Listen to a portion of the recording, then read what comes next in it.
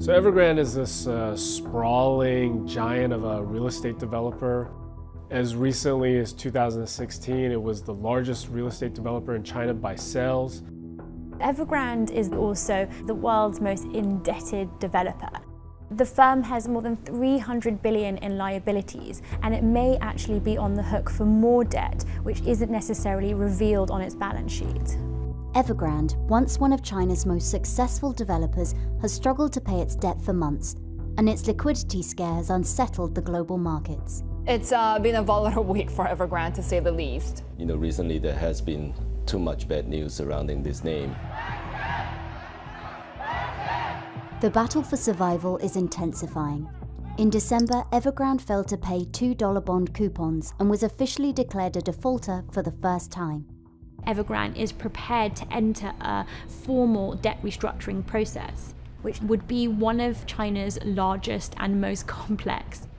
China Evergrande is Beijing's biggest worry right now, and it's not just about Evergrande, it's the spillover into the rest of the property sector and to the economy more broadly. This final resolution for Evergrande is just getting started.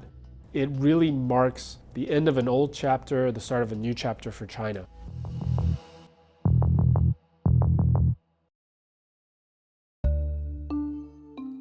The chairman, Mr. Hui, he came from really stark poverty. He was born in the late 1950s in Henan province, which is a major rural sort of agricultural province in the middle of China. 对于贫困，我是非常有深刻的体会的。从小到大都是吃地瓜和地瓜面长大，铺的、盖的、穿的都是补丁落补丁。 And all he wanted to do was to get out of his village. He did that by getting into universities. He went to college, he studied metallurgy. Then in the late 1990s, he started Evergrande, got into real estate development. And in the 2 decades after that, he built it into this gigantic real estate company. 我和恒大的一切都是党给的、国家给的、社会给的。 Hui is seen over the past 2 decades to have been particularly savvy about how he's expanded his business, aligning his investments and his growth and expansion into property alongside the agenda of authorities. He was able to grow the company so quickly and so into such a tremendous size because in the background, China's economy was booming.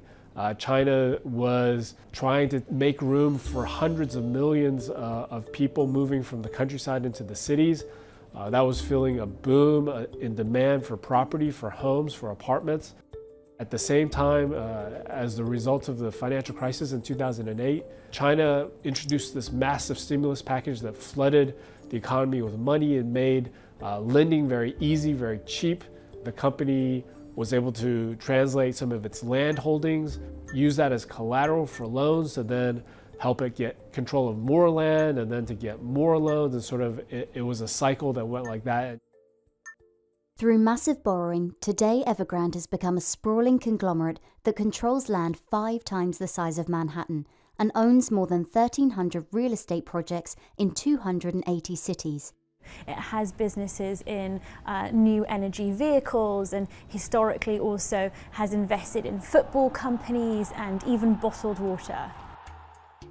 But as Chinese President Xi Jinping began to control financial risks in the country's economy, Hui's debt-fueled expansion strategy was called into question.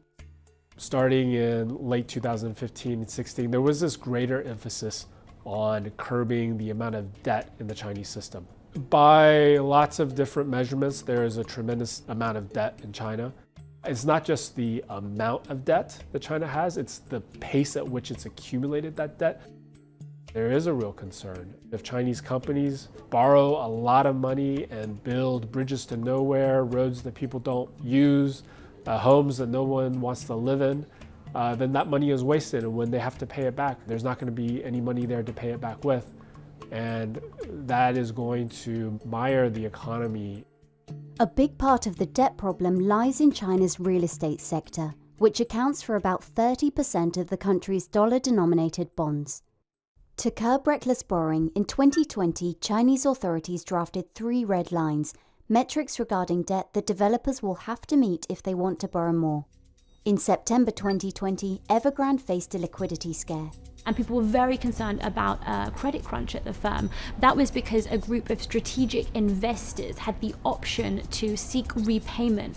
Investors simply weren't clear about whether Evergrande would be able to honor those obligations. Evergrande turned to the government and said, look, we are in serious crisis mode here. If we don't get out of this, it's going to have a huge ripple effect on the whole sector. Do you really want that to happen? And that really focused the attention of the people who could help them. In this case, it was the suppliers.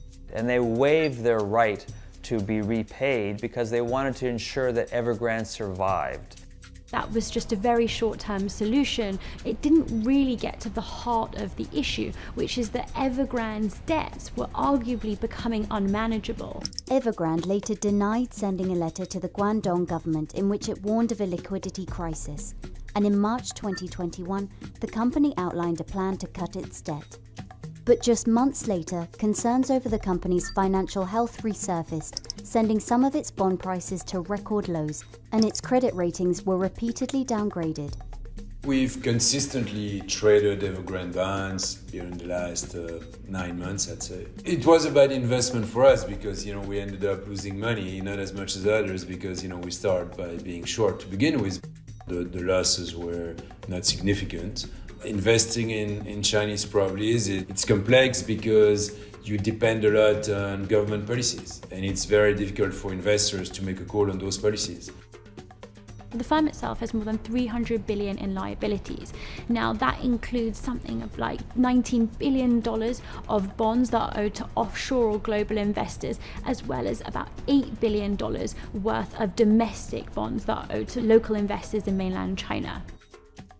Evergrande is also said to have private placements, which are essentially hidden or sort of opaque types of debt that have been sold to just a small group of investors. Scrambling to repay its mounting debt, the company sold some assets, and Hui was also asked by the government to use his personal wealth to pay debt. But none of this offered a quick fix. If you just looked at the numbers, the amount of debt that Evergrande had, and you looked at how much money was on the books, you could tell there was going to be some trouble. Over 1.5 million homebuyers have partly paid for Evergrande properties, but those apartments are not yet built. In September 2021, over 100 homebuyers in Guangzhou staged a protest, demanding that the company restart the halted construction work. Missed payments on 40 billion yuan of wealth products sold by Evergrande to retail investors also sparked nationwide demonstrations.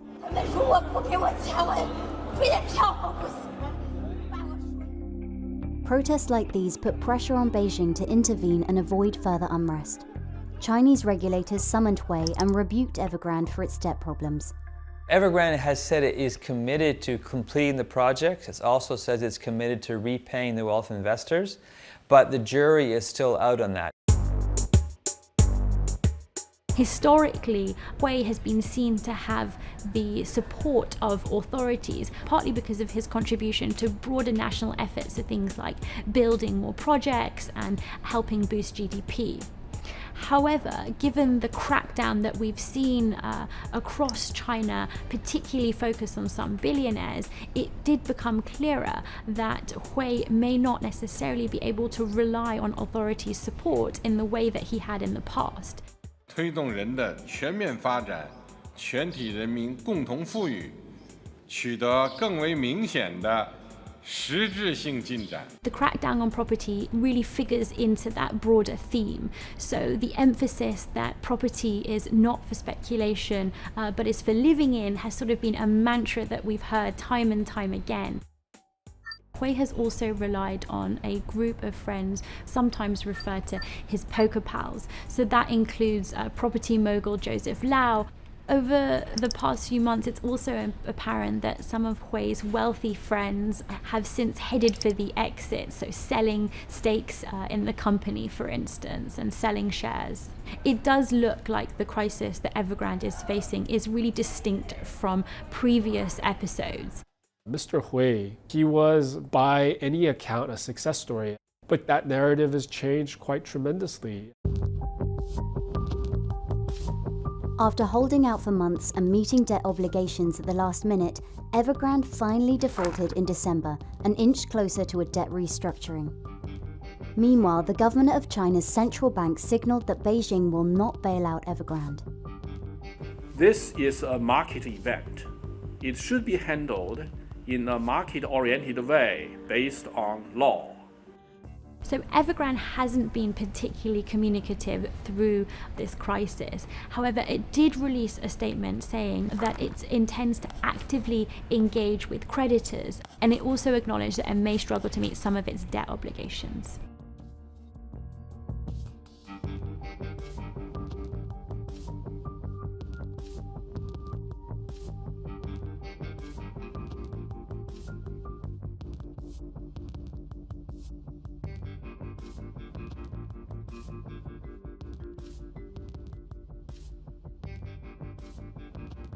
The provincial government of Hainan decided quite recently that Evergrande's projects on their site was not proper, was illegal. They didn't have the right permits. And so they've ordered Evergrande to demolish dozens of concrete condos that were just about ready. Just the image of this wrecking ball coming for these condos, which are almost complete, is sort of a metaphor for what's going on at Evergrande right now. The wrecking ball is coming. HNA, the other debt-ridden Chinese conglomerate, might offer a potential model for Evergrande. Local government in Hainan, where HNA was based, essentially took control of the company, sold its assets, paid off some of its debt, and is still working on the rest. The Guangdong government now has sent a team to go in at Evergrande and help manage this crisis. Some people think that the government may ultimately take control of the company. Now, that's still very much up for debate. In terms of what happens to Mr. Hui, could it be something similar to Chen Feng, the founder, chairman CEO of HNA? It's hard to say. Mr. Chen was detained, arrested, charged with illegal activities. I'm sure that if some misconduct is revealed, the regulators are not going to be shy about looking to pin responsibility on those behind those decisions.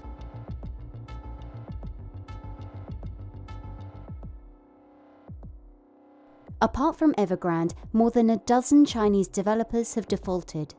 Some are worried that the credit crisis in China's real estate sector might spread, damaging the country's financial system and even the world economy.